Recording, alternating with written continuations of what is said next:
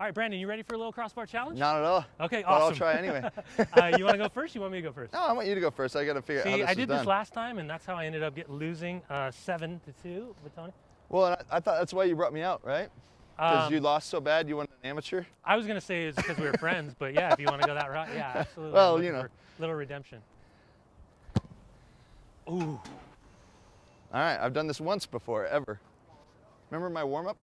Yeah. I didn't try any. I don't like how you're selling yourself short.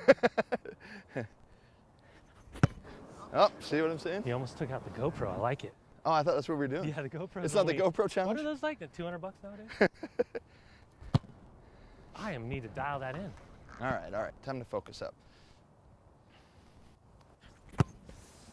Wow. All right, so Brandon, take me back. Take me back to the days of a young kid growing up in Utah. Because a lot of things have transpired over the last 15, 16 years in the world of soccer. But when this team came to Salt Lake City, that was completely outside the box for a kid like yourself growing up here. Yeah. I mean, for me, it was like growing up in Utah, I never followed organized sports at all. It was like I was a skater, a musician.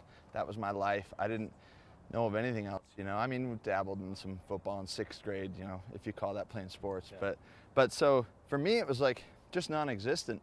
I knew nothing about it. I didn't have an opinion on it. But then it wasn't until later in life, stumbling over it proper, that I fell in love with it and realized what I was missing out on for so long. But to me, it was like a small town kid hanging out in Provo and Orem and playing music, causing trouble, skating around. That was all I did, I love it. I don't think people realize how much kind of the skate culture, the punk music culture, and soccer, how they really all go pretty much in the same lane. I don't think that ever gets enough credit. Yeah. It's kind of not necessarily counterculture, but it's not necessarily falling in line with what kind of the status quo is in the United States. Well, it's interesting because they're all kind of subcultures of their own, and I mean, especially the skateboarding world. I mean, especially back then, rewind 15 years or so, before X Games, before Dew Tour, before all these things, it was like, it was frowned upon. You skated and that was like an insult. People heckling us and chasing us and trying to beat us up just because you're on a skateboard. They're the same ones cruising around on a cruiser board now, Yeah, right. So it was just, and now, I mean, soccer's kind of the outcast sport. Punk rock was the outcast music. It's all, I mean, they might not directly be interwoven, but they're all running parallels just in the same way, kind of these underdog, overlooked things that when people give them a chance, they realize how much they love them, Yeah. You want to go first this time? I'll try it, yeah. Let me actually get one here. Get on the board. I would prefer get on the board. That was it? There's one. I love how there's an audience apparently. This is really going to turn into Sports Nation really quick. We're going to start getting heckled with everything. What's that, 1-0? Ooh, I need to dial this in.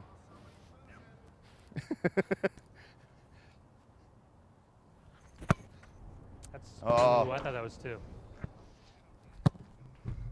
Ooh. All right, so I think a lot of people know now, but a lot of people still don't understand that you founded probably one of the biggest groups, music groups to come out of Utah in the used. Fast forward to now, you're drummer for the biggest punk band, I would argue maybe in the history of the game with Rancid.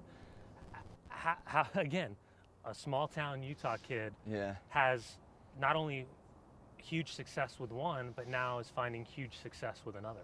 Yeah, I mean, a lot of it I would say is luck. A lot of it's ambition. A lot of it's, I don't know. I mean, I always say ambition has no finish line. I was pretty determined with the used. Like, I didn't have any backup plans. I'm a high school dropout. I had nothing else going for me but drums. So when you put yourself in that position, you really have no choice but to make it, as far as I was concerned. And I was so sick of that, like, 1 in a million talk, of like, you'll never make it. I mean, coming from my parents and coming from friends, and I mean, I had my siblings and a lot of people showing me support, but it was like, I think a lot of it was almost sympathy, like, oh, poor Brandon, he thinks he can actually do this. I mean? Bless their hearts, but they were realists, and maybe I wasn't. This is what I'm doing. Ask me otherwise, like, I'm never going to tell you anything else. I'm going to play drums. Like, Yeah. whether it's for a living or for a hobby and I'm panhandling forever, I don't care. Like I always said, I didn't want a boss, you know, like I have issues with authority. No. You know, weird, but you know, which is why maybe punk rock resonated so well with me. But so starting to use and getting that going, it was just a matter of getting the right guys that were like-minded and had the same vision. And it was ironic because with that band, we didn't have the same exact, like, specific vision, but it worked. We all had the same end goals, you know? And so as a mix of that, we were able to create this kind of genre and sound of our own. And so that's what happened, and it actually worked. The time it almost felt like we were trying the least, worked the best. You know, we just suddenly threw all the windows out the door and stopped trying to play little crappy local shows, and we just went for it. And meanwhile, I was recording these home demos of our stuff and sending it out to a producer that I looked up to a lot. And next thing you know, things took off. We got a record deal, and I mean, the rest is history, you know? And then now I'm in Rancid. It's weird. It's incredible. And I think you make a great point that no one really understands is that, you know, and it resonates with me because I wasn't on scholarship in college. You know, I didn't really have anything. It's not like you can be a doctor or a lawyer and have everything kind of fall into place for the rest of your life. Yeah. You only have a short window period for your body, for your, you know, for your talents to kind of showcase themselves. And so it is pretty wild to see kind of how many guys have had an incredible amount of success when they knew that, you know, really nothing else mattered. It was success or bust. Well, it's interesting because I have, you know, we had a lot of mutual friends and just people growing up with us that they had wives, they had kids, they had great jobs, but they were extremely talented musicians. And, you know, we still talk about today, we wonder how much of that affected us because we had nothing. Yeah. And I mean, when you have nothing to lose, you have everything to gain. Yeah. You know, and so for us, not that I condone people having nothing at all. I'm not going to encourage that. There were some hard times for sure. But it's just a matter of, I think that was very motivating. If the ambition wasn't enough, it was kind of survival, just trying to make something out of nothing, you know? And when you have no choice but to do that, seems to have worked out. Yeah. You want to go once again? I'll let you go. Try to catch up. The amateur's winning, so. I deserve that. How long have you been playing, Dunny? I started a little bit later. I started actually after my parents got divorced and my stepdad came in the picture right around like 5 and a half, 6. Okay. Kind of threw me in, but I didn't focus on soccer until my junior year of high school. Really? Yeah. I just loved sports. You know, I wanted to play all of them. It was the only thing, you know, talk about skateboarding. For me, it was Mount Baldy pipe. It was Upland pipe. That was all in my neighborhood. Yeah. You know, so the Search for Animal Chin, Bones Brigades, like those are Caballero, McGill, all the Lance Mountain. Those were my heroes. Yep. So everything that you're talking about up here, it's crazy how kind of the whole latchkey kid mentality, how you can, you know, you can find different pathways, and at the same time you're always teetering on that. I might get arrested today. Yeah, exactly. I might get arrested. This is kind of really feels like what happened with Tony. So you're saying you started at 5 and a half, 6, or that's how long you've been playing? Because I've only been playing about 6 years. No, I know, and you're winning right now. Yeah, I know. For embarrassment's sake, should I miss a few? Like, what do we do? What's the, like, respectful thing? I want to be respectful. This is your show. No, I want you to win. Okay, because I'm still really new. Yeah, at this. you're As really. Watch my form. Maybe mess up your form more and get it. We're going to talk about that. Yeah. I like the approach. It is absolutely. I think you're thinking too much. You're applying too much skill. I know. You got to apply more ignorance. You got to dumb it down, Dunny. This is just like dumb it down. That's not an issue, trust me. After 3 semesters of college and getting out of there as quickly as possible. Yep. Oh. All right, so now you're the drummer for The Used, and this is 2005, 2006, 2007, 2008. And Rancid or The Used? Sorry, for Rancid. Let me try that again. So now you're the drummer for Rancid. Mm-hmm. But you're still new. You're still creating relationships and bonds with an established group of guys that have been together forever. You fall in love with the game. And I know the story, and I think it's incredibly interesting, but how did you fall in love with soccer to the point where we're standing here today? I mean, everything, I mean, we're talking about a whirlwind period from 2006 till now, you know? I mean, those first couple of years of joining Rancid, it was like a totally different world than what I was doing in the U's. In the U's, I was like the punk rock kid in a whatever kind of band that people want to classify them as, you know? But when I joined Rancid, it was a matter of, I took the approach like, okay, as a fan, what would I want to see happen? Would I want some drummer to come in and just overplay and butcher this sound that's been so established for, at that time, 15, 16 years?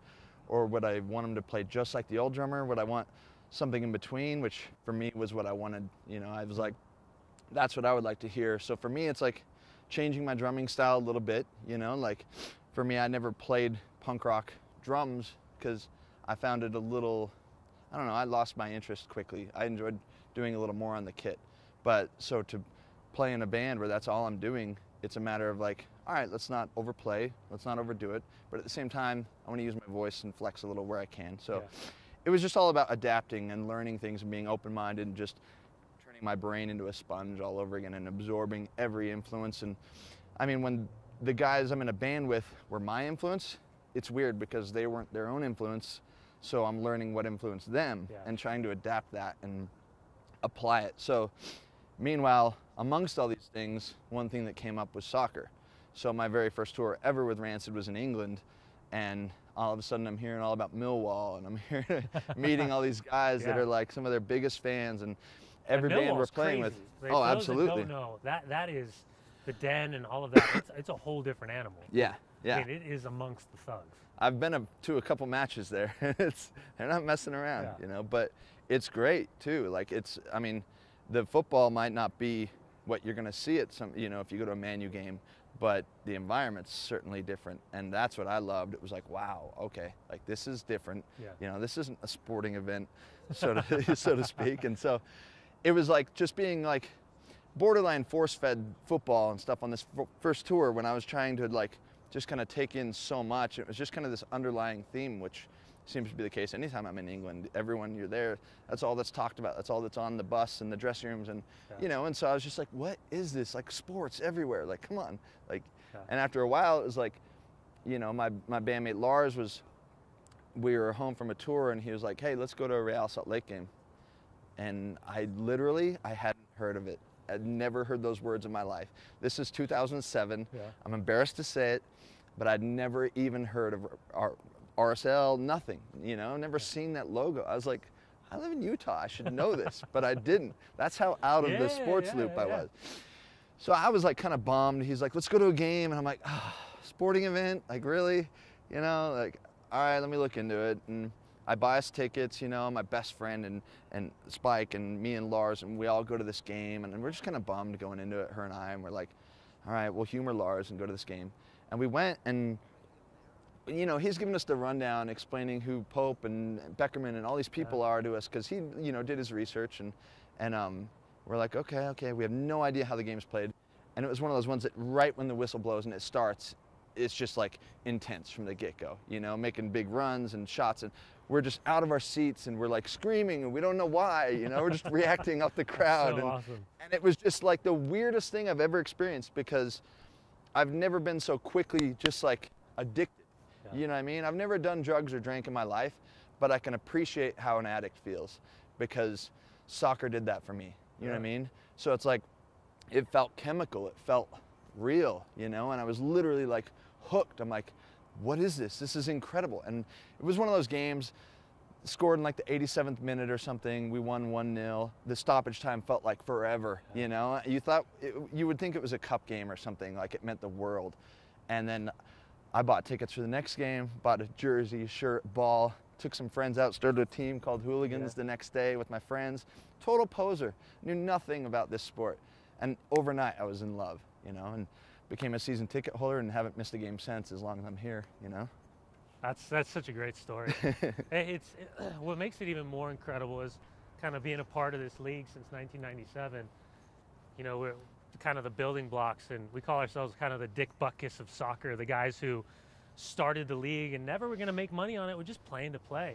And to hear like that kind of effect can happen, you know, you don't really hear those stories that much, especially because everybody's always talking about Europe, they're talking about South America, they're talking about this beautiful game that doesn't necessarily exist in Major League Soccer. Yeah.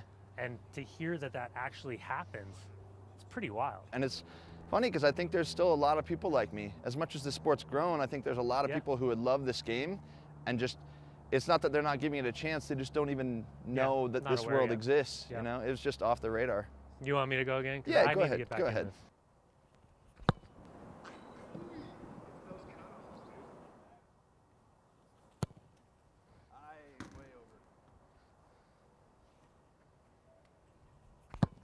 There we go. Are you kidding me? This is ugly. That's what happens to bring an amateur out. I think I'm like 2 for 187 at this point. Oh, yeah. Let me go. How do you go from being a guy that watches a few games to all of a sudden having kind of this incredible relationship with not only the players, but the staff of Real Salt Lake as well? I think, I mean, I don't know how much of it was just having mutual friends, as well as maybe because it was so new to me, it wasn't turned into this like big thing that it was just untouchable, you know? It was just kind of like, oh, these guys do their thing in Utah and I do my thing, and like, you know, but is what literally happened is I had a friend at Warner Brothers that's a mutual friend of mine in Ramondo's, and him and I were in touch, and I had only been to like 1 or 2 games, and he somehow heard about it, or maybe we were talking about it, I forget.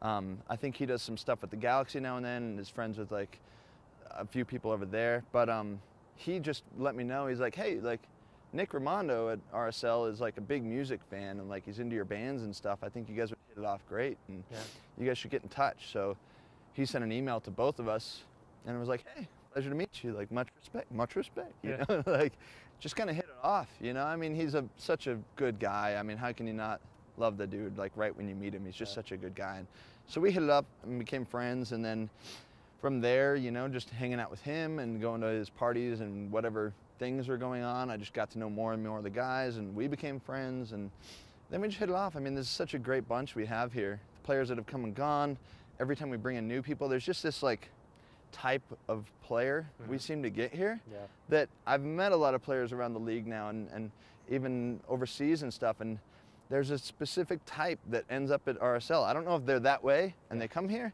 or they become that way here, I don't know, but they're just so likable, such good people, you know, and their egos, they're just, everyone's grounded and just good people, you know, and I think, you know, a lot of the guys might be like fans of my bands or stuff, and I'm a big fan of theirs, so there's just kind of a mutual respect, and they come out to my shows and I come to their games, and it's fun because we both hang out on each other's sidelines and cheer. You know what I mean? Like, I love when I play Salt Lake City shows, or even Vegas and in Southern California, and Wingert or Raimondo, and those guys will come out, and I'll have, I mean, my guest list is half RSL when I play Salt Lake City, you know?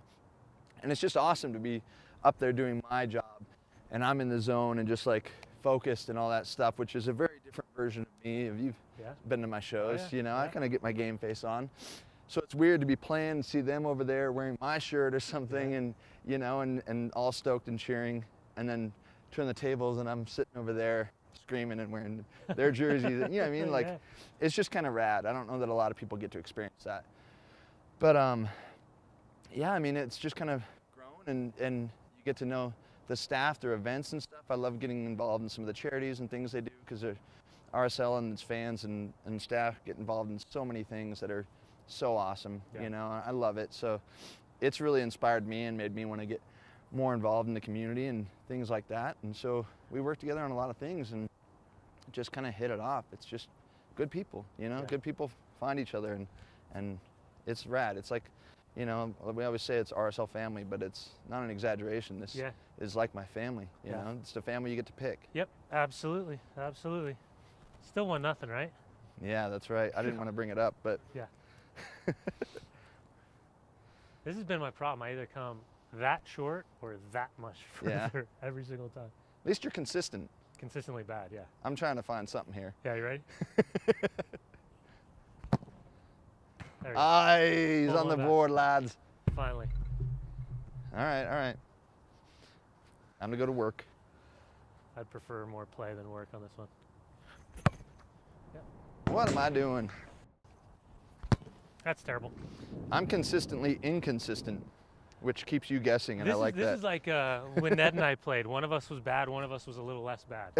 That's what it's coming down to again. Yeah. That's right. Wait, which am I then? I'm not sure. We haven't figured out. Whoever loses this one. I think my style and my shots are far worse, but I was winning for a while. Yeah, so you were. That's for like 5 it kind of rounds. balances out. We'll pass the torch. Ah, is that regulation size? It's not what I'm used to. All right, so what fans don't understand, I think, that are new to the game, is that all of the chants, all of the cheering, a lot of it are based on punk songs or the way punk songs are made, and then words added to them. But around the world, all of those chants come back home to punk music. You went out of your way, you took a huge risk on your own to create something that's never been created in Major Leagues, not just Salt Lake, but not in Major League Soccer, and that was the Believe anthem. Why? I mean, to me, it was almost like part of the question's so puzzling. Yeah. I mean, it's like, why hasn't that been done before? Yeah. Was kind of where my head was at. Like, am I missing something? Like, why isn't this happening here? Like, yeah, we're all singing Olay. That's cool. You know, like it's Yeah. cool. But it's like, why aren't we singing like our own specific thing? Like, we don't need to change the words to when the Saints go marching in and just like be stoked that we have a song, you know? And because I've traveled around so much and I mean, around the world, and I go to soccer shops everywhere I'm at, whether I'm walking around in Japan or I'm in Europe or wherever, I'm just like diving into the culture in the soccer world now, and it's been so cool to see all the differences, but then all the similarities, you know? Like, I mean, music and soccer are two of the most like things we have in common with so many cultures around the world. You know, what else is there that so many cultures have in common and love so passionately, you know? Like, so, but one of the biggest common denominators was like these like anthems. All these teams, I go to games and over the speakers, you're hearing this like song start.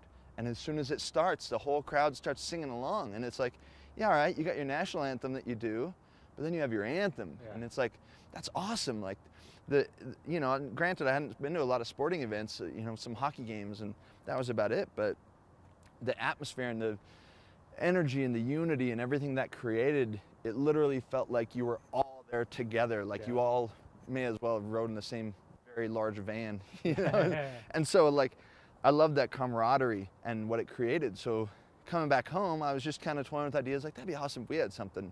I'm just humming things in my head, thinking nothing of it. Like, who am I to like do something like that? You know, it was just like, I'm just a fan, but you know, I'll toy with ideas. And I actually wrote Believe a year before it came out. And every game I'd stand over there and in my head, I'm like, yeah, this would be kind of rad. Like, I can see it, That's see it. amazing. You know, and it was in my head so selfishly for so long, but I just didn't, it was almost like I didn't have the courage to share it, you know? It was like, I'm a drummer. I'm not the one like up there fronting the bands typically, you know, maybe in little side projects, but my experience hasn't been as that guy. And I enjoy being in the back. You know, I don't need the attention. I just want to do what I love. So it was like, to put myself out there I was very vulnerable and it was uncomfortable, and because it hadn't been done before, I was like, maybe there's a reason, you know, like there's a reason this hasn't been done. Maybe people aren't into that in America, you know? And so it was like, I just sat on it. And after a whole year of that, I was like, all right, I'm gonna at least record it. I need to record it. And so I called like 8 friends over and I was like, okay, I have this thing. I had to kind of explain it and my way of recording it to make it sound like a lot of people. And then I would just play all these drums and like I'm stomping on my floor, making it sound like all this marching. And like, I'm just recording like crazy with this vision. And I had this picture in my head that is what became the video. You know, I was like, I don't want to just record this song idea I have.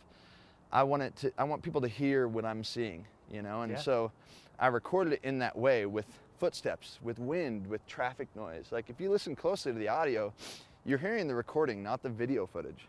So all that background noise you're hearing, I recorded to make it sound like a kid walking in the streets. The kid wasn't supposed to be me.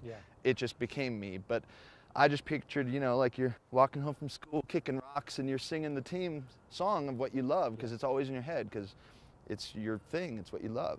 So I pictured that along with this kind of hooligan-esque vibe of just like, you know, if you build it, they'll come kind of thing. And just the one kid just kind of out there just by himself, not trying to be tough and whatever, but just singing a song that he loves and for the team he loves. And then all of a sudden what happens as a result of that, his numbers build and build. And I think it just goes to show, like, when you're in the stadium, you know, and it's quiet, someone's got to be that dude to start. Whether you're with a megaphone shouting it to a supporters group or you're just in your section, someone's got to step up and start singing that song, whether it's Olay, whether it's whatever you want to sing. And if you do, people are going to join in, and then more will join in. Next thing you know, you have 20,000 of your friends singing a song with you. And that was what I wanted to capture in the recording as well as the video. And I just went for it. And now what you see is a result of that. I finally had the courage to share it. I love it, man. It's unbelievable to hear kind of what your vision was so long ago and the point we've gotten to today.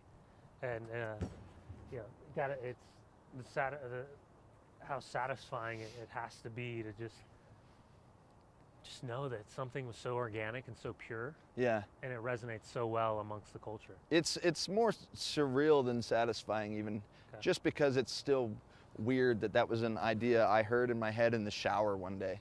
And I got out and I sang it into my little voice memo thing on my phone. Love it. And I sat on that forever. I still have the voice memo thing, and it's me making up words as I go along, and I sang it like 4 times, and by the end I had all the words, and it just came so quick. Internal dialogue. So it's more surreal. So you know? now I know what I got to do with my internal dialogue. Yeah. Now you just know you're all in the shower with me when you hear that. Anytime you're doing voice memo. Yeah.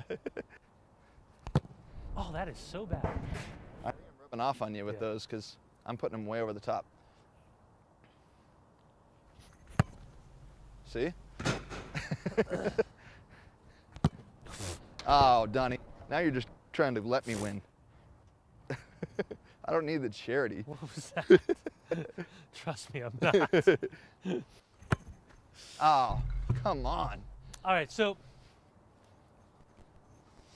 kind of tie this all together. I mean, you've been a season ticket holder now for 4 years? Since 2008, I became a season ticket holder. So 5-ish. Yeah. You have chosen your section, front row 35. You've pulled in this incredible group of personalities, which I think is just an awesome group of people. Yeah. And that anthem's going off. What's it like for you? Because I know when I'm sitting up there and I see it start organically with no help whatsoever, that spark to the fire. Yeah. What's it like for you to sit back and be like, holy crap? It's weird. I mean, awesome. At any given time, you can look over and you'll see a big smile on my face. Yeah. If I'm not like screaming it, I'm probably just grinning, you know? Sometimes it's like, now I'm used to it and I get in the zone as a fan, you know? Like where you want it so bad and you're screaming and chanting and doing as much as you can that I'm not really sitting back basking in like this, like, oh, like, look at what we've done, you know? Like, I'm more like, I mean these words, like, if you believe, like, stand up. Yeah. And that was a problem at the time when I made it up. Like, it was like you had the supporters groups would stand up, and me and 5 of my friends would stand up over there. Sit it was like, we'd be heckled by fans the whole game. Yeah. And after a while, it was like, all right, we gotta get more clever with this. So I'd come early and like hang out, and as people would come down, I'd go introduce myself, like, hey, I'm Branden. Like, how you guys doing? You ready for the game? And like maybe give them some streamers and like, hey, so we're gonna be front row, like standing and chanting and stuff and whatever, but I know a lot of these guys and I know they love it when we do that. So like, if you guys want, you should get up with us and like do this, you know, and like kind of join us. And it kind of, the reason why that grew so well was because the people that weren't into it left. They moved somewhere they can sit down and have the more relaxing kind of experience. The ones that were into that gravitated over. You know, I don't take credit for that at all. It was just, again, like, you got to be that voice that will start out and then other people will join in. So it's like people weren't necessarily coming to join me. They were just seeing something build over there that people wanted to be a part of, you know? And so it's built into this thing where we're like a designating standing section now, where like if you're not standing over there, it's weird. But we're not a supporters group. We're just simply fans, you know? And I mean, some are in supporters groups, some aren't. And it just kind of is like just fans. And to me, it's more like, with the words, it was like, how do we get people to get up? You know, how do you get them standing up? How do you get them singing? Like, well, why not challenge them? Like, take it very literally. Like, if you believe, and get up on your feet That's awesome. and shout it loud. You know what I mean? Like, it's very literal. Yeah. Like, these are instructions. Yeah. You know what I mean? And by doing so, the players know what that means. Yeah. So they stand there and they see it and they know that you couldn't get a better direct source of communication between us. Like, yo, we believe in you. Doesn't matter if we're losing, doesn't matter if we're up 5-0. We believe in you and we're letting you know, you know? So it was just kind of rad to see that work out. It's rad to see people stand up. It's rad to see more sections doing that. And in no way do I credit myself. I credit fans for taking their own initiative in their own sections, wherever they might be, to be that one guy or that one girl or that one kid or whatever, to stand up and start singing. Because rather than that being an annoyance and ruining the game, like, sit down, like, be quiet. You know, it's like, no, if you want to sit down and be quiet, go to the movies. That's not why you come to a game. I always tell people, as long as the players are on their feet, I'll be on my feet. And everyone else should be too. This isn't a sitting sport, you know, and it shouldn't be for spectators either. Love it. So absolutely. It's all very literal, you know. All right, last round. This is basically playoff round. Yep. You want to go first? You want me to go first? I think we should mix it up and I'll go first. Okay. I need to get a goal.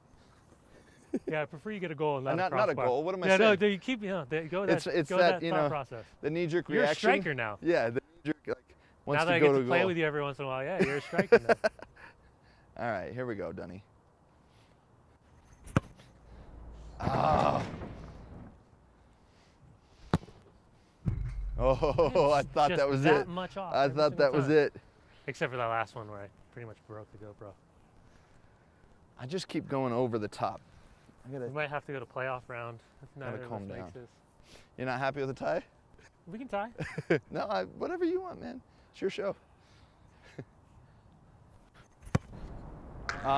Too soft. Overcompensated. Oh, that's just terrible. Playoff round. Playoff round. Is this like golden goal style or? Yeah. Golden goal. Play till there's a winner? It's like, yeah, penalties. All right. I literally don't do this, so it's all very weird to me. Yeah, Maybe no, if listen, I'm playing like I've never done this as well, so don't feel bad. Yeah, I think I need to be off to the, I never get in front of a goal when I'm shooting, so maybe I need to be off to the side more. Nope. My worst one yet. Now be honest, are you doing this just to humor me? No, not at all. No, not at all. I'm man enough to admit that I'm just having an absolute shocker. Whose was it you got, like, it was like 5-4. Was that you and Luke? Yeah, Luke. Where was that guy at? You, I mean. Oh, I don't know. I'm still trying to find him. You watched the Tony one. True. I'm trying to find him. He's on holiday somewhere. Oh. Get there. Oh my gosh, you're in my head. He loves it. He loves that this is that bad. What? He loves it. He gets to cut it and make fun of me.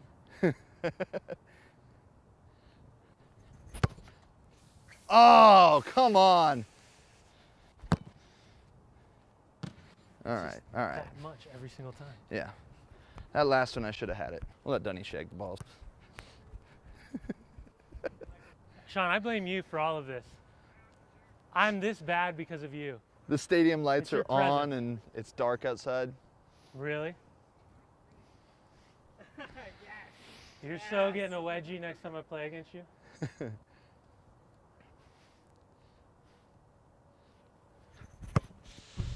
Oh, man. I'm getting closer. You're getting further. I know. I know. Oh, man. That was a Dunny ball. That's what we call those in my league. There we go. Finally. All it took was me talking some I smack. appreciate it, brother. Thanks for coming done, out, man. well done. Thanks for coming out. Thanks, brother. Oh, my back hurts.